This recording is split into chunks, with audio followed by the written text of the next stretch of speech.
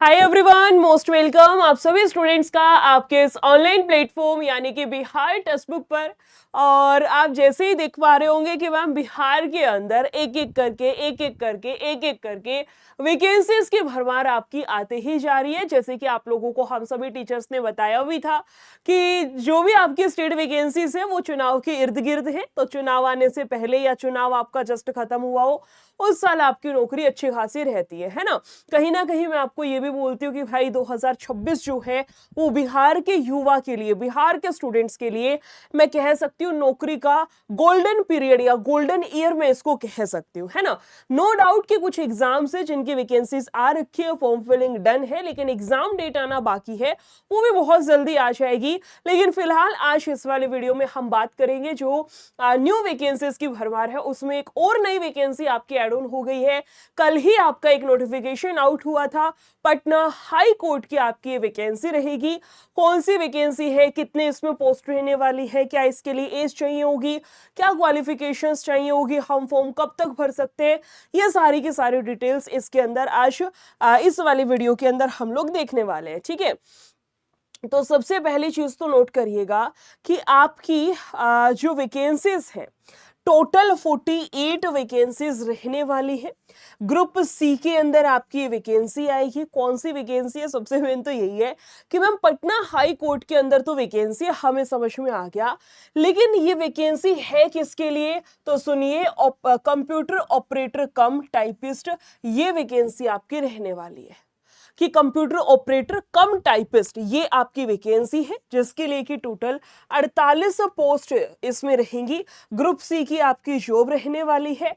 High court of judiciary Patna ये आपकी संस्था रहने वाली है। ठीक है, अब और आगे चलते हैं कि इसमें कब से फॉर्म अप्लाई होगा, किस किस तरीके से क्या चीजें हैं, इसके लिए हमें क्या कुछ क्वालिफिकेशंस हमारे पास में होनी चाहिए, क्योंकि कहीं ना कहीं अगर टाइपिस्ट वर्ड आया है तो इसका मतलब टाइपिंग वगैरह भी मांग रखी होगी।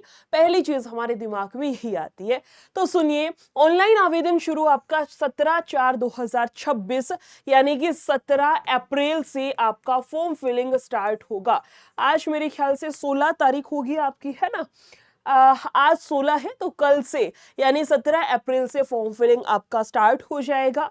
आवेदन की अंतिम तिथि 16/5 यानी कि मई, 16 मई तक आपका चलेगा, यानी वही लगभग 30 दिन का समय आपको दिया गया है। उसके बाद है फीस जमा करने की अंतिम तिथि, वो आपका 2-3 दिन एक्सटेंडेड रहती है, यानी कि 19 मई तक आप इसकी फॉर्म फिलिंग की फीस जो है वो सबमिट कर सकते हैं।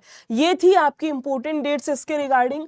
आगे चलिए कि मैम एजुकेशनल क्वालिफिकेशंस हमारी क्या होनी चाहिए, तो उसमें 3 चीजें हैं। सबसे पहला है किसी भी मान्यता प्राप्त विश्वविद्यालय से ग्रेजुएशन। भाई ये चीज नोट कर लेना, ये आपकी ना ही 10वीं बेस वैकेंसी ना ही 12वीं बेस है, ये आपकी ग्रेजुएशन बेस्ड वैकेंसी है। यानी जो भी विद्यार्थी ग्रेजुएट है, फिर चाहे बीए कर रखी हो, बीएससी कर रखी हो, बीकॉम कर रखा हो, कुछ भी आपने कर रखा हो, अगर आपके पास में ग्रेजुएशन की जो क्वालिफिकेशंस है वो आपने कर रखी है ग्रेजुएशन, तो आप इसके लिए एलिजिबल है। दूसरा है कंप्यूटर एप्लीकेशन में कम से कम 6 महीने का डिप्लोमा या फिर सर्टिफिकेट आपके पास में होना चाहिए।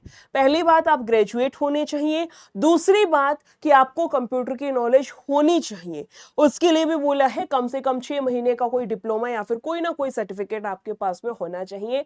तीसरा पॉइंट है कि टाइपिंग स्पीड, जिसमें इंग्लिश में 40 वर्ड पर मिनट और हिंदी में 30 वर्ड्स पर मिनट, ये आपका होना चाहिए। 3 चीजें हैं। सबसे पहली बात ग्रेजुएट होने चाहिए, दूसरी बात कंप्यूटर की नॉलेज होनी चाहिए, तो कंप्यूटर का कोई डिप्लोमा या सर्टिफिकेट आपके पास में होना चाहिए। तीसरी चीज इसने क्लियरली मेंशन किया है कि आपकी टाइपिंग स्पीड भी होनी चाहिए। अगर आप इंग्लिश में टाइपिंग करना प्रेफर करते हैं, इंग्लिश में कंफर्टेबल है, तो आपको 40 वर्ड 1 मिनट में टाइप करने आने चाहिए। अगर आप हिंदी में टाइपिंग करते हैं तो 30 वर्ड्स 30 शब्द 1 मिनट में आपको लिखना आना चाहिए। 30 वर्ड्स पर मिनट मिनट इसकी स्पीड रखी गई है। आगे आते हैं कि मैम एज लिमिट क्या रहेगी, क्योंकि क्वालिफिकेशन में दो चीजें होती हैं, या तो हमारी एजुकेशनल क्वालिफिकेशन या फिर एज लिमिट। तो अब आते हैं एज लिमिट पर कि एज लिमिट आयु सीमा क्या है। तो न्यूनतम आयु आपकी रखी गई है 18 वर्ष, अधिकतम आयु रखी गई है 37 वर्ष, यानी कि 18 से 37 वर्ष के बीच में अगर आपकी आयु आती है तो आप इसके लिए एलिजिबल हैं।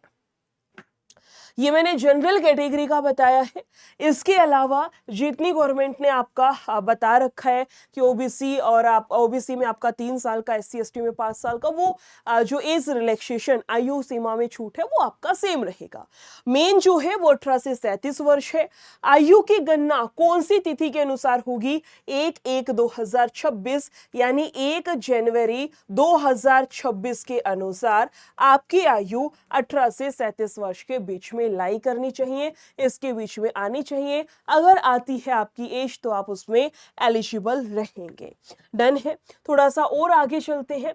ये मैंने आपको बताई दिया, वही चीज है। एज कब से काउंट होगी? आवेदन आपको ऑनलाइन ही करना पड़ेगा। इसके अलावा आपकी वही patnahighcourt.gov.in ये आपकी ऑफिशियल वेबसाइट भी है। कुछ आपको अदर डिटेल्स देखनी हो, कुछ भी फॉर्म फिलिंग के रिगार्डिंग कुछ आपको कंफ्यूजन हो तो देख सकते हैं। इसके अलावा है कि मैम अगर हम इतनी मेहनत करेंगे, टाइपिंग स्पीड भी होनी चाहिए, ग्रेजुएट भी हैं, तो हम अप्लाई कर सकते हैं। आगे चल करके मान लीजिए हमारा एग्जाम क्रैक हो गया, हमारी बढ़िया सी गवर्नमेंट जॉब लग गई, तो ये बात तो ठीक है कि तनख्वाह जो आएगी वो गवर्नमेंट सरकारी तनख्वाह आएगी, है ना, सदियों तक आएगी। सदियों इन द सेंस आपके रिटायरमेंट तक तो एटलीस्ट आएगी। तो इस तनख्वाह में कितनी हमारी सैलरी रहेगी ये तो समझ आ गया कि ग्रुप सी की वैकेंसी है। अगर मैं बात करूं पे लेवल, तो ये आपका पे लेवल 4 रहने वाला है, यानी कि आपका वेतन सीमा 25,500 से 81,100 के बीच में लाई करेगा। इसके अलावा लाभ क्या है? वो आपका डीए हो गया, एचआरए हो गया, अन्य भत्ते, ये सारा सब कुछ आपका अलग से रहता है ना। तो लेवल 4 है, ग्रुप सी की वैकेंसी है, 25,500 से 81,100 के बीच में आपका रहने वाला है। इसके अलावा कोई भी कंफ्यूजन हो आप मेरे से पूछ सकते हैं कमेंट सेक्शन में, या फिर मेरी जो टेलीग्राम चैनल है मेरा उसमें भी पूछ सकते हैं कमेंट करके, कोई समस्या नहीं है। अब मैं आपको एक बात बता रही हूं, थोड़ा सा ध्यान से सुनिए। टेक्स्ट बुक की अगर मैं बात करूं तो टेक्स्ट बुक का ऐसा नहीं है कि आपने पटना हाई कोर्ट का फॉर्म भर दिया तो उसका बैच आप खरीदिए, वहां से पढ़िए। अगर आपने इंटर लेवल का बैच भरा है, फॉर्म भरा है, तो उसका बैच खरीदिए।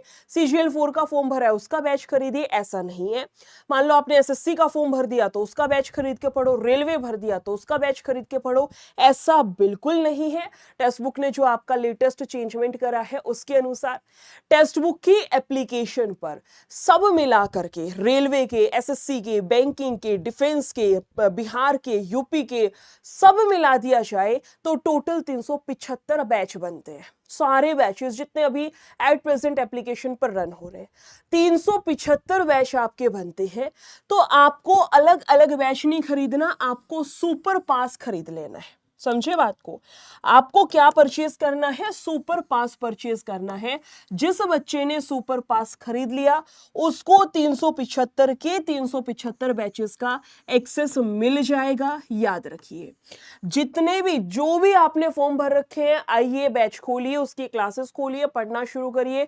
उसका मॉक भी आपको वहीं पर दे रखा है, अपना मॉक खोल करके पढ़ना शुरू करिए, मॉक लगाइए, वहीं पर उस बैच के प्रैक्टिस क्वेश्चन है वो लगा लीजिए, वहीं पर उस पर्टिकुलर बैच के PYQ प्रीवियस ईयर क्वेश्चंस दे रखे हैं उससे पढ़ना शुरू करिए।